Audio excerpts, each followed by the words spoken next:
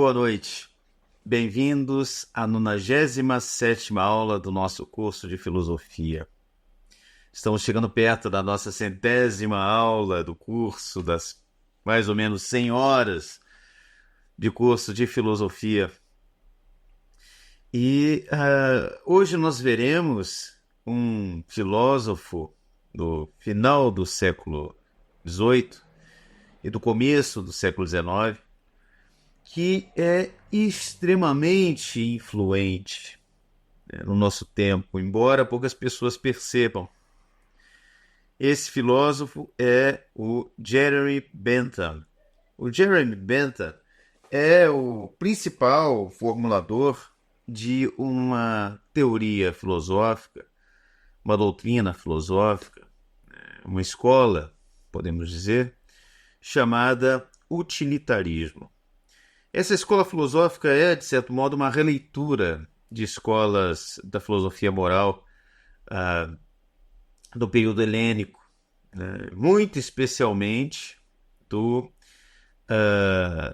hedonismo. O utilitarismo é, em suma, um hedonismo adaptado a uma visão pós-iluminista. Jeremy Bentham foi um garoto prodígio. Aos 3 anos ele já estava aprendendo latim, aos 7 anos ele dava concertos de violino e jantares, e ele lia muito, ele estudava muito. Sua família tinha dinheiro, felizmente, para poder investir em sua educação. Então ele realmente era um jovem brilhante que entrou no Queen's College, que é uma universidade na Inglaterra, em Londres, aos 12 anos, e se formou aos 16 anos em Direito, e se tornou mestre aos 19 anos. Né? Então a formação dele acadêmica é na área do direito, mas ele nunca exerceu a advocacia, nunca foi advogado, né? Não, isso não o interessava particularmente. E os eventos mais interessantes de sua vida, quer dizer, ele tem uma vida relativamente movimentada, né, e tanto do ponto de vista dos amores, quanto do ponto de vista político. Na sua juventude ele escreve uma declaração que criticava e ridicularizava as intenções dos revolucionários, né, da independência americana, mas depois ele vai defender a causa das colônias, vai defender que a França libertasse suas colônias, os países da Europa e a própria Inglaterra libertasse as suas colônias em nome dos princípios do utilitarismo. E de fato ele vai defender várias causas muito avançadas para a época. Ele vai defender o direito das mulheres, o sufrágio feminino, quer dizer que as mulheres deveriam ter exatamente os mesmos direitos que os homens, porque as mulheres, enfim, têm a mesma capacidade de sentir prazer e dor que os homens. Esse era o princípio fundamental, né? E vai defender também o direito dos animais, o que é algo muito extraordinário no seu tempo. No início do século XIX, um filósofo importante defendendo o direito dos animais. Ele também era radicalmente contrário a qualquer tipo de religião. Ele inclusive escreveu que a sua maior luta era a luta contra a religião, né? Escreveu isso textualmente. De todo modo, ele era uma pessoa preocupada com a aplicação prática dos princípios filosóficos que ele havia, enfim, descoberto ou reformulado. Tá? E essa foi a grande preocupação de sua vida.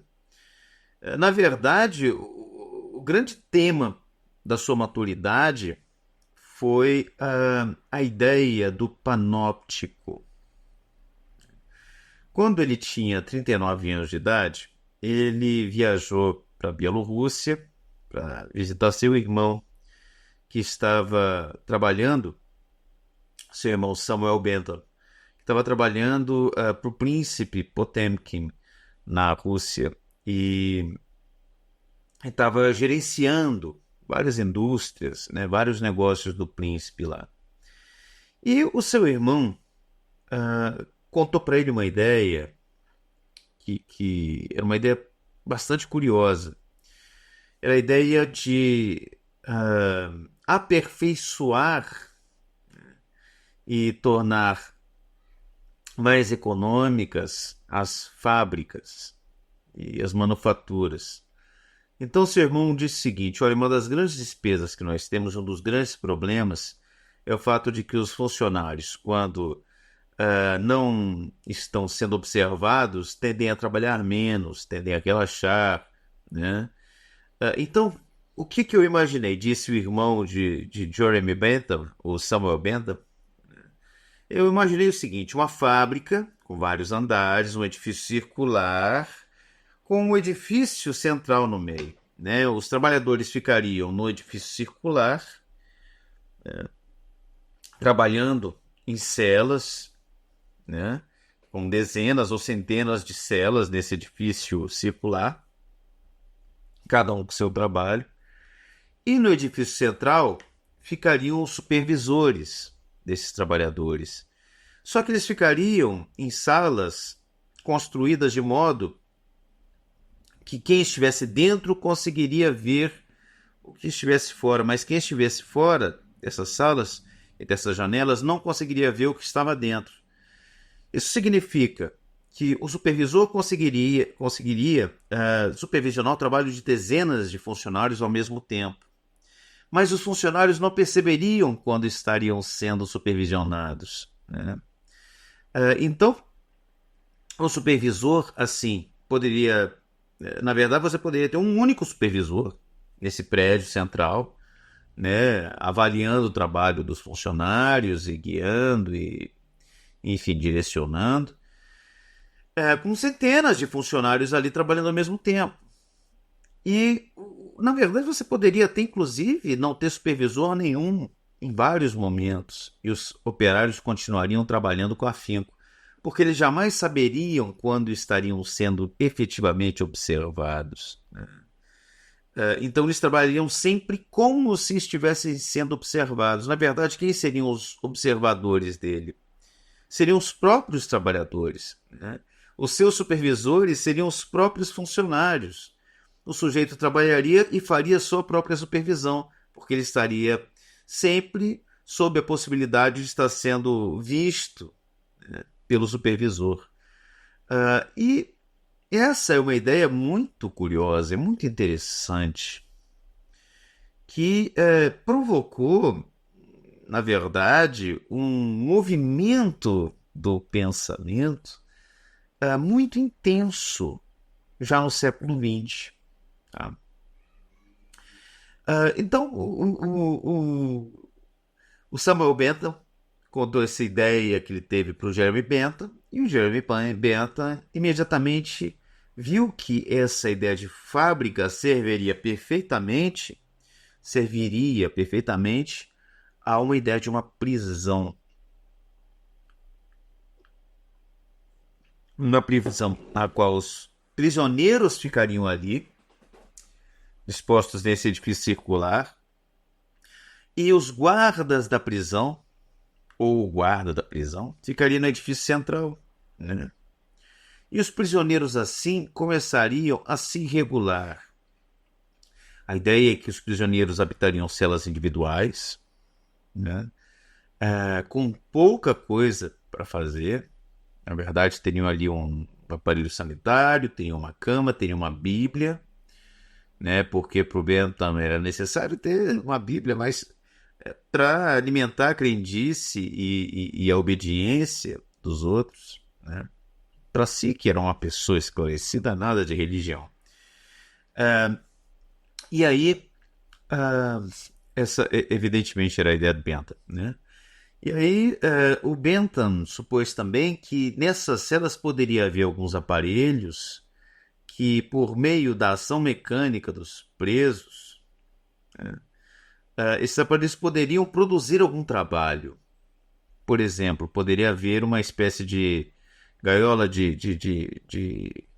hamster, né, que fica girando, e o preso poderia andar nessa gaiola por várias horas por dia, né, e assim esse movimento produzido pelo preso poderia mover um moinho ou mover uma roda de água para levar água para uma altura superior, né, no caso de uma rede de distribuição de água que ficasse numa montanha. Então, o Jeremy Bentham pensou inclusive na possibilidade dessa prisão ser autossuficiente financeiramente. O governo investiria para construir o prédio, né, compraria um terreno, construiria o prédio, mas a prisão não precisaria do investimento contínuo do governo. Teríamos um gasto pequeno, porque seriam poucos funcionários para vigiar a prisão inteira, e os próprios presos poderiam produzir algum tipo de trabalho útil e valioso. E mais ainda, os próprios presos, cada preso individualmente vigiaria a si mesmo. Isso significa que aos poucos a atitude da autovigilância poderia vir a se tornar uma segunda natureza, né? Inclusive no próprio processo de condicionamento do preso. E quando ele fosse solto, ele manteria por um bom tempo esse condicionamento, essa possibilidade, essa sensação, melhor ainda, de estar sendo vigiado o tempo todo. E assim poderia ter uma vida mais sociável, com a ideia de que ele não poderia fazer nada de errado, porque afinal alguém poderia estar vendo. A ideia de que o Jeremy Bentham tem a ideia de promover justamente nos presos essa possibilidade o tempo todo de estar sendo vigiado sem que você saiba se está sendo mesmo ou não. Ou seja, você tem que partir do princípio de que está sendo vigiado a cada momento, né? Por um supervisor invisível. Muito bem, essa concepção, que é justamente a concepção que Bentham chamou de panóptico, né? Ou seja, numa tradução livre aqui, uma visão total ou um olho que tudo vê, né? Panóptico. Essa concepção também foi muito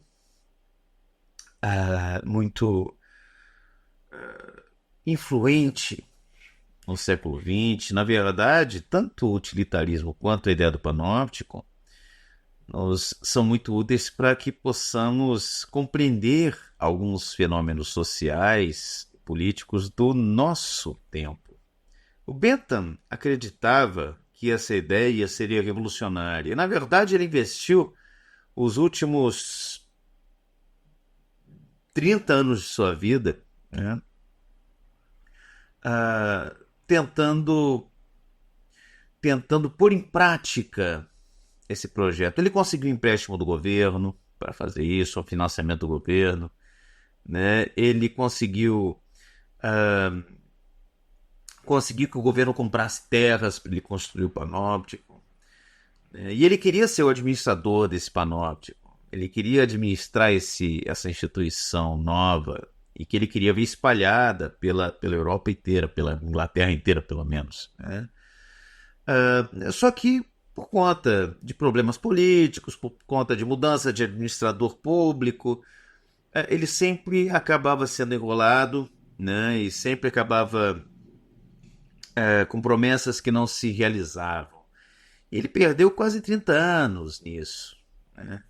Até que, ao fim, ele já bastante idoso, ele chegou à conclusão de que isso não ia mais acontecer mesmo, e ele começou a botar culpa nisso, em interesses ocultos, de que o panóptico não fosse construído, e, enfim, com até uma certa teoria da conspiração contra o seu trabalho. E começou a processar o governo em função do tempo que ele havia perdido, né?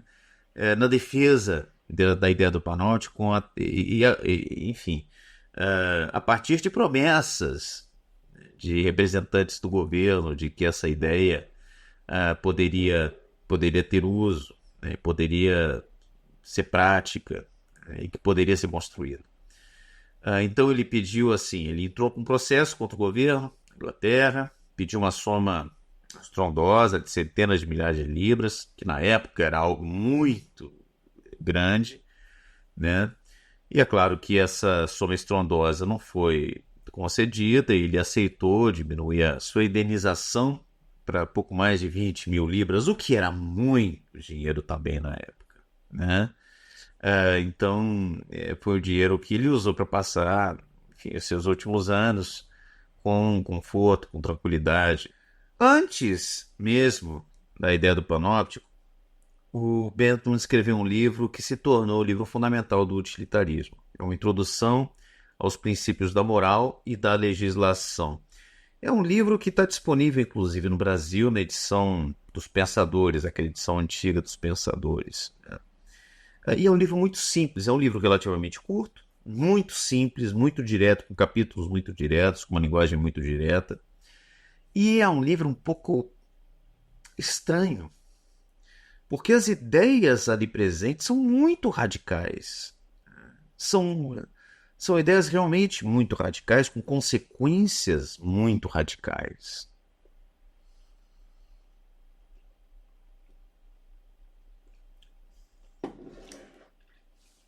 A ideia central é colocada logo no primeiro parágrafo. O livro abre com um parágrafo que diz mais ou menos o seguinte: a natureza colocou o gênero humano sob domínio de dois senhores soberanos, a dor e o prazer. E somente à dor e ao prazer cabe apontar o que devemos fazer e o que de fato nós faremos, né? Então, a dor e o prazer, para Bentham, governam o ser humano em tudo. Tudo que fazemos, tudo que dizemos, tudo que pensamos, né? Nós somos regidos pela dor e pelo prazer, para Bentham. Essa é a ideia fundamental do livro. Nós somos animais mecânicos, cujos inputs são a dor e o prazer. Nós só agimos em função da dor e do prazer para ele. E, portanto, nós podemos ser controlados em função da dor e do prazer. E mais ainda, de certo modo, o bem pode ser definido em termos de prazer e o mal em termos de dor. De fato, uma frase central em que ele define, que é o axioma fundamental, na verdade, do próprio utilitarismo, é a seguinte afirmação: há maior felicidade para a maior quantidade de pessoas. Essa é a medida do que é certo e do que é errado. Isto é, ele está ali um princípio moral simples, claro, né, objetivo, que é o princípio da maior felicidade. Isto é, felicidade pode ser descrita em termos de prazer. A maior felicidade para a maior quantidade de pessoas, o maior prazer para a maior quantidade de pessoas, e a menor dor possível, e caso seja necessário infligir dor, que seja necessário que essa dor seja infligida a menor quantidade de pessoas. Esse é o princípio fundamental do utilitarismo. E esse princípio tem consequências políticas imediatas. Numa introdução aos princípios do moral e da legislação, o Bentham diz com clareza: o governo deve agir de modo a maximizar o prazer da população, ou a felicidade, né? O que é a mesma coisa para Bentham. E a diminuir a dor. Então, o melhor governo é o que proporciona a maior parte possível da população o maior prazer possível. Esse é um bom governo, e essa é a função do governo. é proporcionar prazer às pessoas, ou proporcionar as condições para que as pessoas obtenham prazer. E nesse sentido, vejam, olha, a ideia de que o homem é regido pela dor e pelo prazer, e que a dor é boa, perdão, que o prazer é bom e que a dor é má, é justamente uma atualização, como eu disse, do hedonismo. O Bentham é um hedonista. É um hedonista científico. E por que científico? Porque ele faz um cálculo hedonista. Ele propõe justamente um cálculo hedonista que deve reger todas as nossas ações.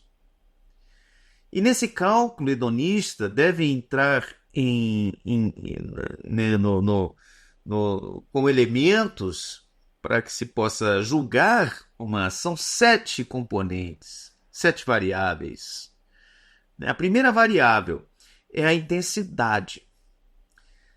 Quão forte, quão intenso é o prazer ou a dor?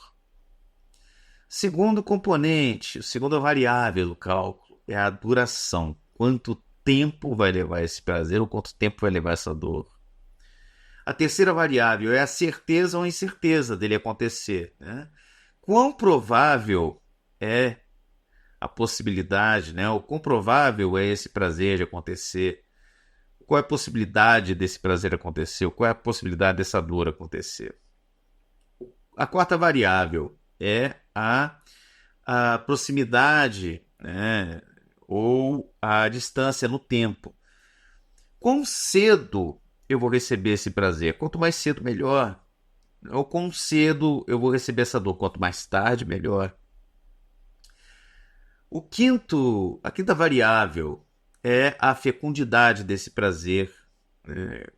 Qual é a possibilidade desse prazer vir a se repetir? A sexta variável é a pureza dessa sensação. Ou seja, será que junto desse prazer não vem uma dor oposta, uma sensação oposta? Ou será que a sensação vai ser pura, de um puro prazer? Assim, se assim for, melhor. Finalmente, a sétima variável é a extensão. Isso significa quantas pessoas vão ser afetadas por esse prazer ou por essa dor. E quanto mais pessoas forem afetadas pelo prazer, melhor. Quanto menos pessoas forem afetadas pela dor, melhor. Então, nós fazemos aqui um cálculo simples, que é o cálculo hedonístico da soma dos prazeres, em primeiro lugar, e da extensão, a maior quantidade possível, né, desses prazeres somados. E aí o cálculo é muito simples. A quantidade de prazer vai ser maior ou menor que a quantidade de dor se eu tomar uma determinada ação. E a dor não é só para mim, a dor é para todos. Para todos os seres sencientes. A quantidade de dor vai ser maior ou menor? A quantidade de prazer vai ser maior ou menor? Se a quantidade de prazer for maior do que a quantidade de dor, eu devo fazer isso, porque essa é uma ação boa. Se a quantidade de dor causada pelos meus atos for maior, eu não devo agir, porque essa é uma ação má. Né? Então é uma ação errada. O certo e o errado são categorias morais agora, para Bentham. E categorias morais hedonistas. Quanto mais prazer, mais, enfim, correção. Se eu tenho mais prazer, eu estou certo. Se eu dou mais prazer para as pessoas, eu estou certo. E quanto mais dor, mais erro. Se eu produzo dor, eu estou errado. Quanto mais dor eu produzo em mim e nos outros, pior é a minha ação. E depois o Bentham fala dos princípios de vida que se opõem ao princípio de prazer, ao princípio hedonista, que para ele é o princípio de utilidade. Ele fala, por exemplo, dos ideais ascéticos. E ele diz que os ideais ascéticos são absurdos, porque é justamente a recusa do prazer, a recusa do que é certo, né? E o desejo da dor, o desejo do que é errado. Para ele isso não faz o menor sentido. O asceta, para ele, é alguém que é completamente ilógico. Vejam, a lógica do Bentham é a lógica do prazer e da dor, pura e simplesmente, né? E é nesse sentido que John Stuart Mill, que de certo modo herda, né, o utilitarismo do Bentham, John Stuart Mill vai dizer que o Bentham se equivocou completamente, né? John Stuart Mill, que também foi um pequeno gênio, enfim, mas ele diz: olha, o Bentham produziu muito erro, muito equívoco, porque o Bentham se esqueceu e eliminou do seu sistema a liberdade de consciência. Mill aponta justamente isso. Bentham considera que o ser humano é uma máquina de prazer e de dor, pura e simplesmente, né? E que a própria consciência seria, de certo modo, um artifício, né, para que se obtenha mais prazer e menos dor. O John Stuart Mill aponta o erro e o equívoco disso, né? E propõe que há algo que é muito mais fundamental, que nós podemos justamente buscar até mesmo a dor, né, para beneficiar uma ideia, em nome de uma ideia, por exemplo, em nome de uma de uma crença nossa.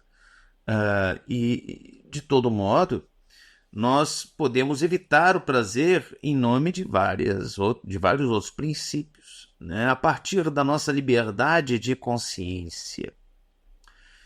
E, de fato, se nós só agimos movidos pela dor e pelo prazer, ou pelo prazer, né, pela felicidade que é o prazer, ou pela infelicidade que é a dor, e se a dor e o prazer dão uma medida do certo e do errado, como afirma expressamente Bentham, desaparecem aqui certos conceitos que são fundamentais. O conceito de verdade não tem a menor relevância, o que importa é o prazer, obter o prazer e evitar a dor. O conceito de justiça, né?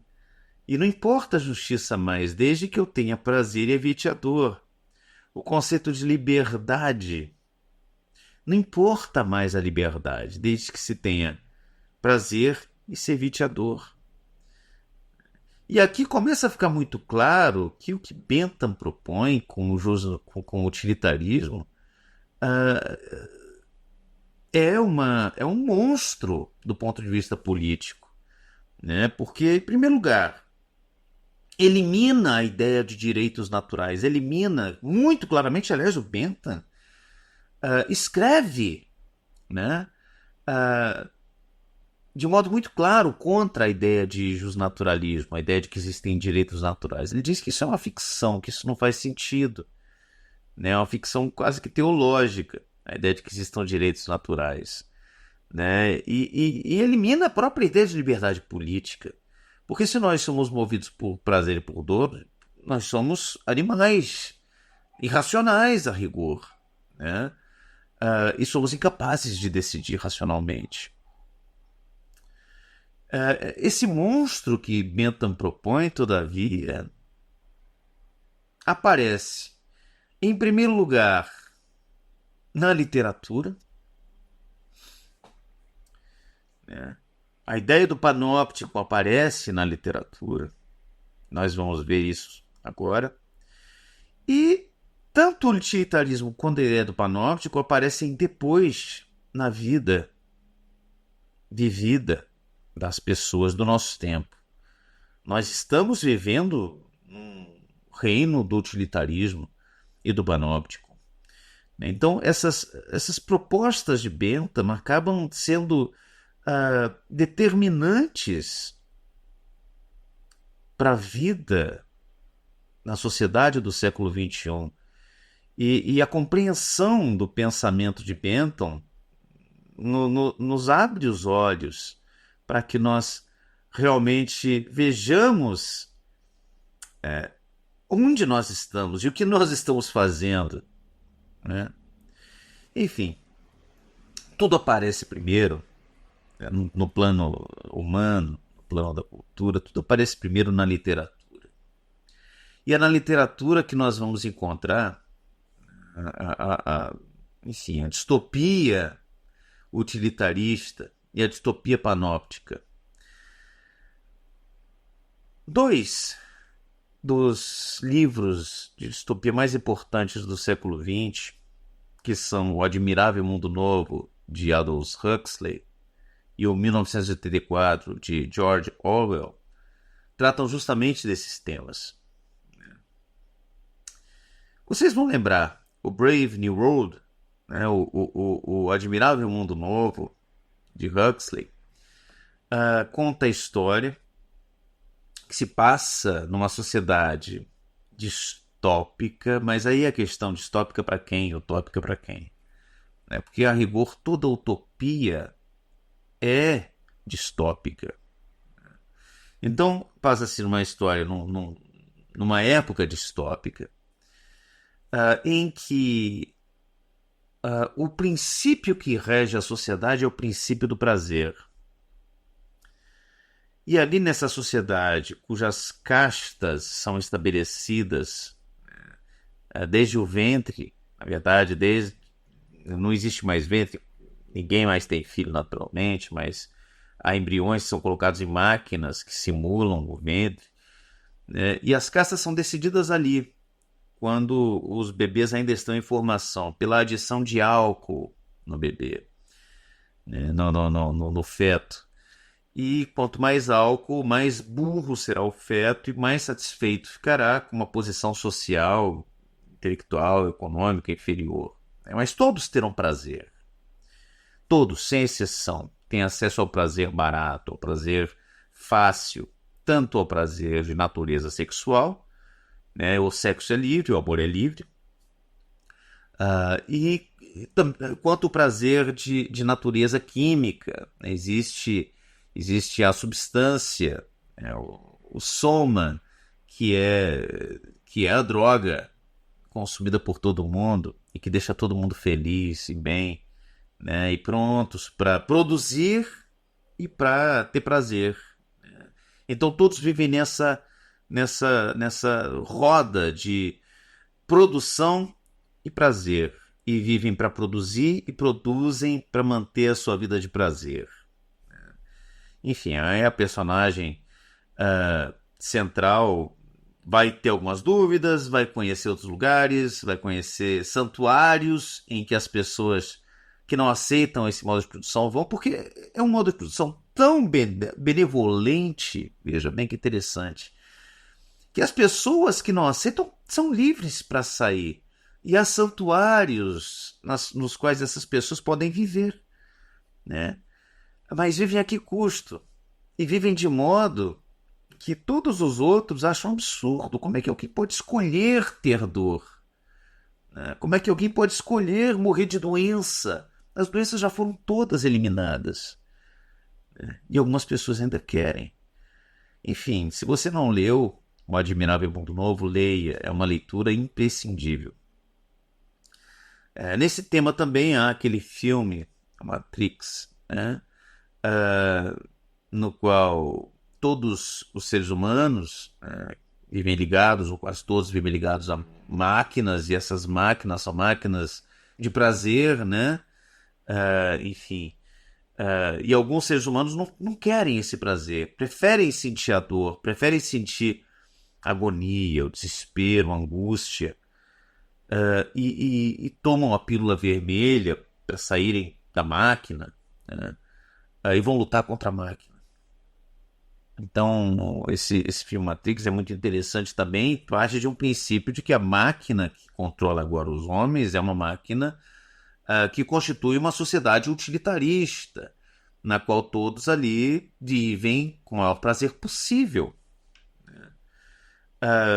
Enfim.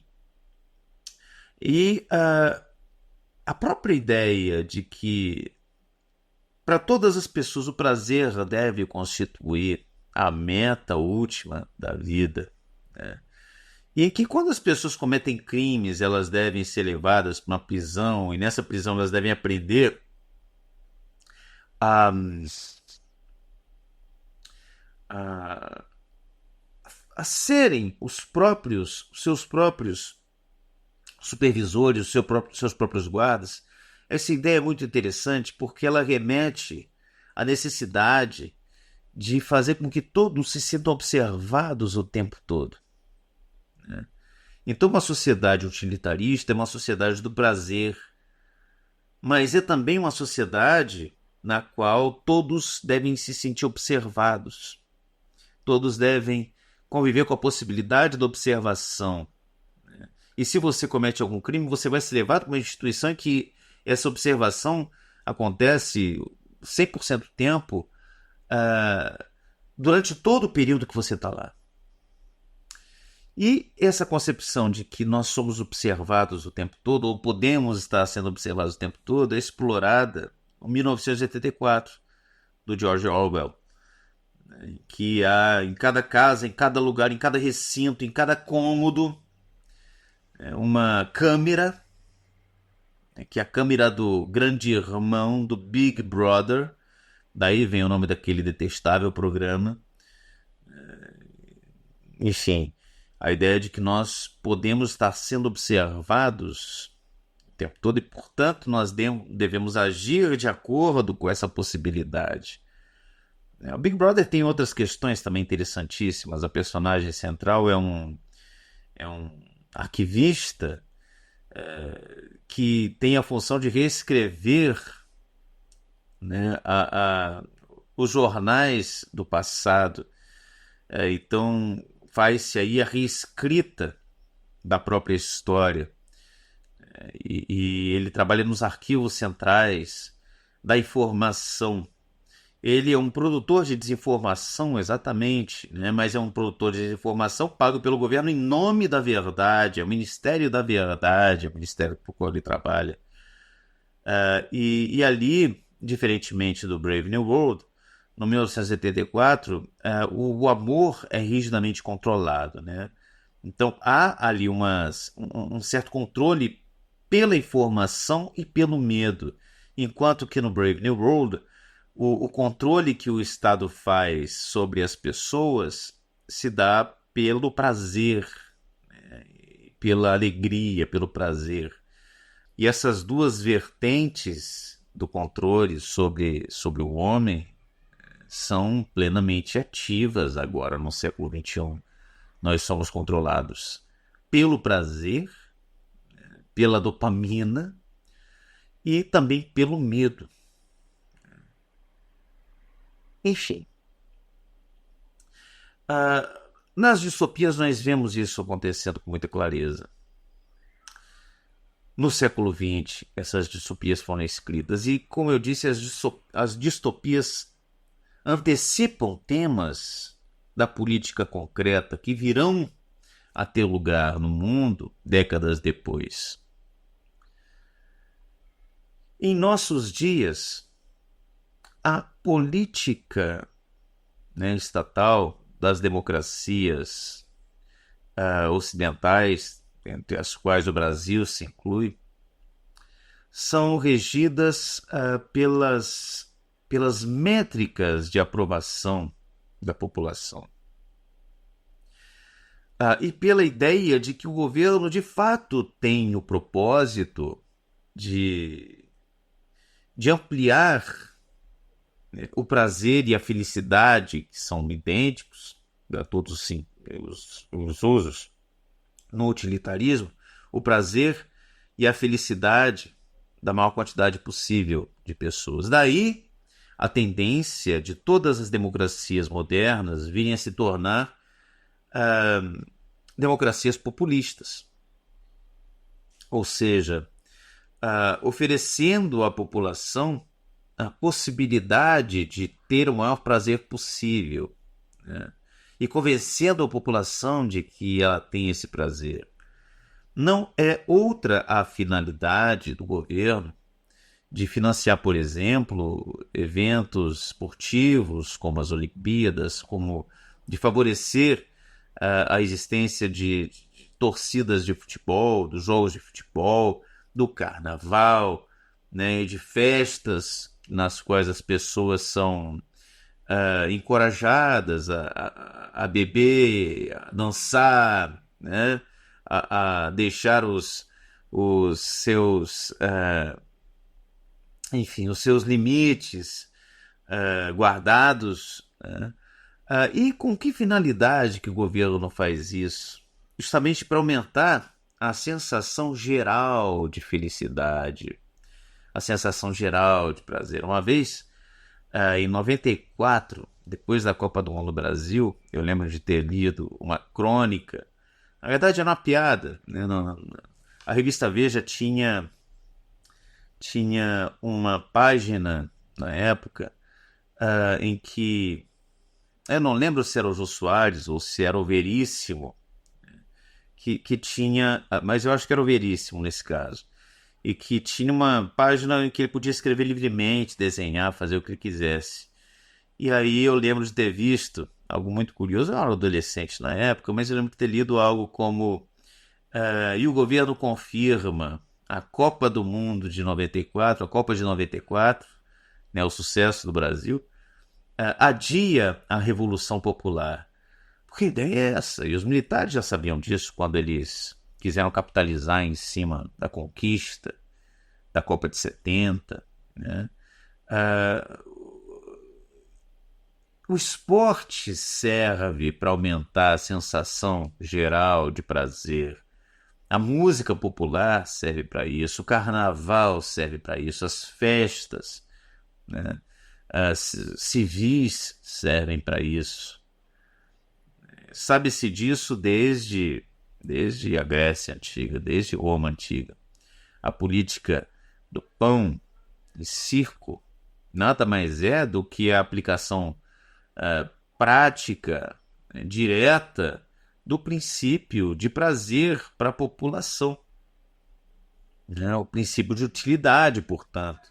O prazer aqui sendo visto como aquilo que é o bom, o certo, o justo, o verdadeiro, aqui fazendo uma paráfrase platônica. O prazer substitui o bem. Não se trata mais de buscar a verdade, o bem, a justiça, a beleza. Trata-se de buscar o prazer. E, evidentemente, nós estamos aqui diante de uma posição filosófica que inverte o sentido da própria hierarquia do cosmos. Aqui nós temos uma inversão na qual a consciência é considerada uma ilusão, na qual a justiça é considerada uma ilusão, na qual a beleza é considerada uma ilusão, na qual a verdade é considerada uma ilusão, e tudo isso cede lugar a um único princípio, ou uma dupla de princípios, o princípio do prazer e o princípio da dor. Nós temos aqui uma hipersimplificação do ser humano, uma hipersimplificação da realidade, né? E, de fato, uma possibilidade da criação de um programa de controle político e social da população. E é esse programa que nós vemos agora sendo instituído, inclusive com um novo grande irmão, né? Com a proliferação da internet, das redes sociais, dos aparelhos com câmera, das televisões com câmera. A partir desse momento, um governo ou uma empresa, uma instituição qualquer pode passar a ter acesso à nossa vida de modo integral, assim como o panóptico podia. Veja, nós vivemos num novo panóptico, né? E podemos estar sendo observados a qualquer momento. Meu celular pode estar passando tudo que eu falo para uma empresa, para que essa empresa, neste momento, faça algo que é relativamente seguro, né? Que é justamente oferecer para mim os produtos na propaganda da rede social, os produtos que eu procuro. Né? Se eu falo aqui, por exemplo, perto de um aparelho celular, se eu digo, olha só, eu estou pensando em comprar um sapato novo, eu estou conversando com alguém, estou pensando em comprar um sapato novo. Certamente, e eu estou com o celular desligado, né? O celular, enfim, apagado, fora da rede social. Certamente, durante a semana que vem, e eu tenho certeza, simplesmente por ter falado isso, vão começar a aparecer na minha rede social, né, na propaganda da internet, vão começar a aparecer propagandas de lojas de sapato perto de mim. Se eu digo, estou pensando em comprar um carro novo, o celular está desligado, né? Vai começar a aparecer propaganda de lojas de automóvel. Veja, aqui nós estamos diante do grande irmão do Panóptico, que é a mesma coisa. O Big Brother é o Panóptico, né? Agora, se é um tanto quanto inocente a ideia de usar o que eu digo, né, em casa, que eu falo com meus amigos, para me vender um produto, se isso é relativamente inocente, não é inocente a utilização que se faz ou que se pode fazer desse tipo de mecanismo, desse tipo de dispositivo, né, para que se possa ter o controle político de uma população. Um opositor pode estar sendo vigiado o tempo todo. Uma pessoa que tenha ideias revolucionárias ou até ideias violentas para alguém, né, pode estar sendo vigiado o tempo todo. E não há muito que essa pessoa possa fazer, porque agora o panóptico é praticamente total, a não ser que o sujeito decida viver sem computador, sem celular, sem internet, sem nenhum dispositivo, né, que possa lhe, lhe denunciar em relação às suas ideias. Agora, se o indivíduo também vive distante de todos esses dispositivos, o seu alcance na sociedade será muito pequeno. Então é necessário fazer uma escolha, aceitar a vigilância total para que se possa ter uma voz, ou recusar essa vigilância e também recusar a voz, né? Recusar a participação na nova configuração da sociedade, na nova ágora que é a rede social, que é a internet. É uma escolha que deve ser feita, né? Enfim, de fato, estamos no domínio do panóptico. Somos os presos do panóptico, por assim dizer. E o ideal aqui, o utilitarista, veja, é que esses presos vivam o tempo todo com a sensação da observação, de serem observados, né?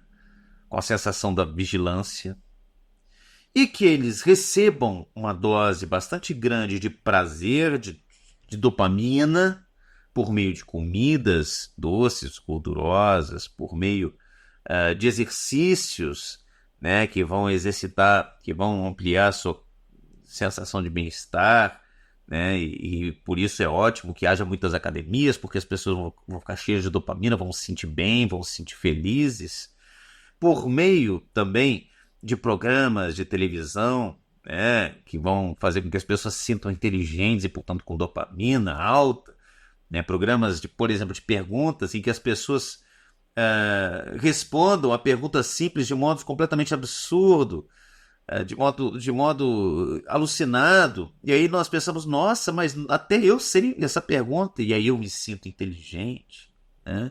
Ou então, por meio de músicas que favoreçam, né, o controle dopamínico do nosso cérebro e enfim, joguem muito hormônio da alegria, da felicidade, do prazer, né?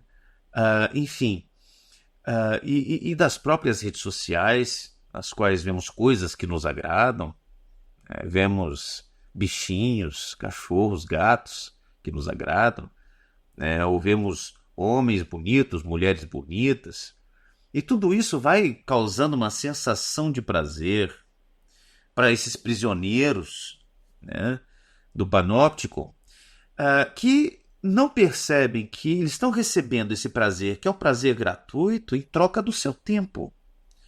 Um tempo para quê? Em primeiro lugar, um tempo para trabalhar, né? Porque o prisioneiro vai comer, se alimentar e dormir para poder trabalhar, para poder produzir as coisas para os outros.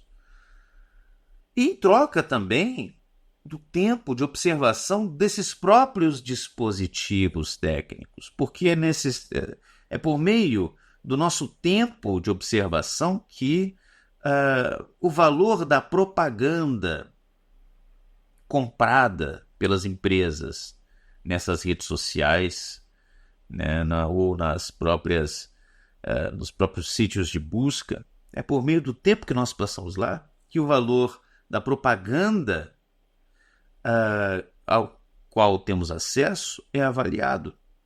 Então, se nós passamos muito tempo numa determinada rede social, essa rede social pode vender essa propaganda por um valor muito alto. Então, o interesse da rede social é que nós passemos 24 horas por dia ligados a ela, né? E eles querem justamente isso, para que eles possam aumentar o preço da hora vendida, o preço do minuto vendido, do quadro, da imagem vendida, como propaganda.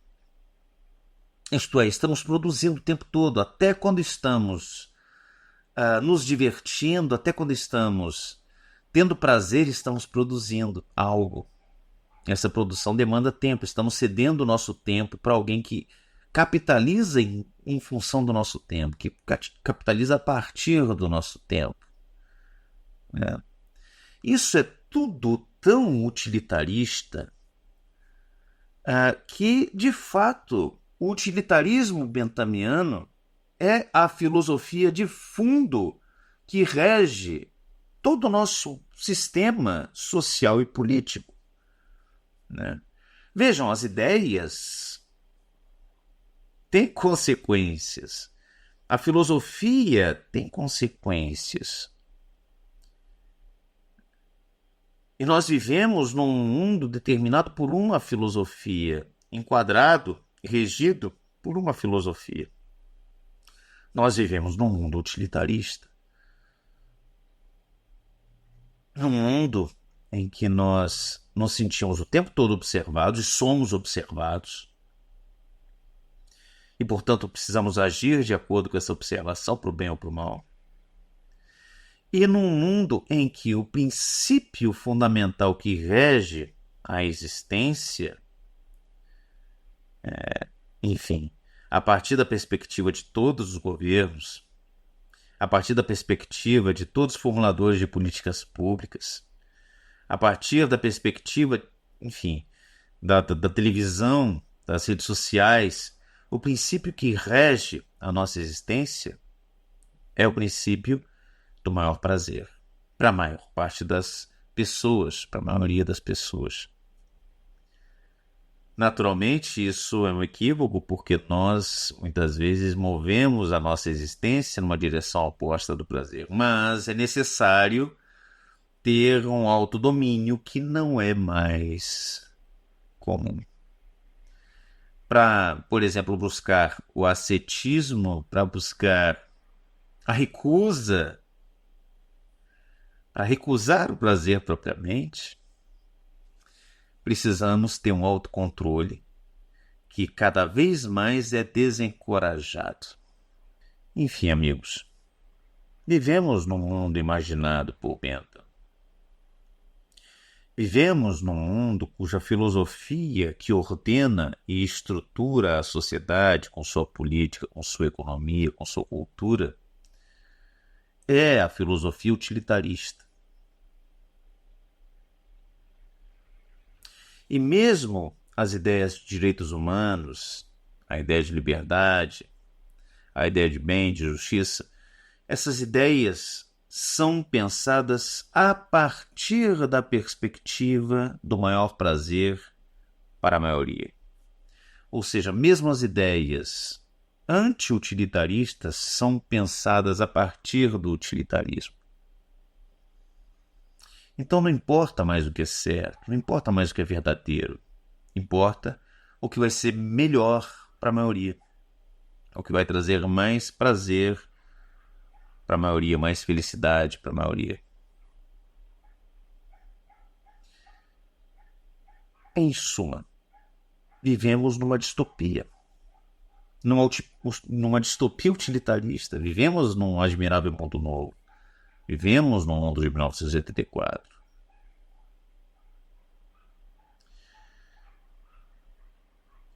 A questão é que essa distopia não é entendida como distopia pelos indivíduos que estão justamente já condicionados à busca do prazer.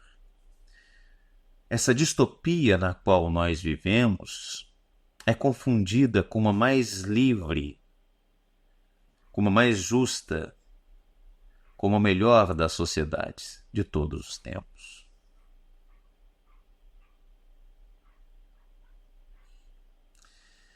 Eu deixo essas ideias como ocasião para reflexão e desejo um excelente domingo e uma excelente semana para vocês. Até o próximo sábado.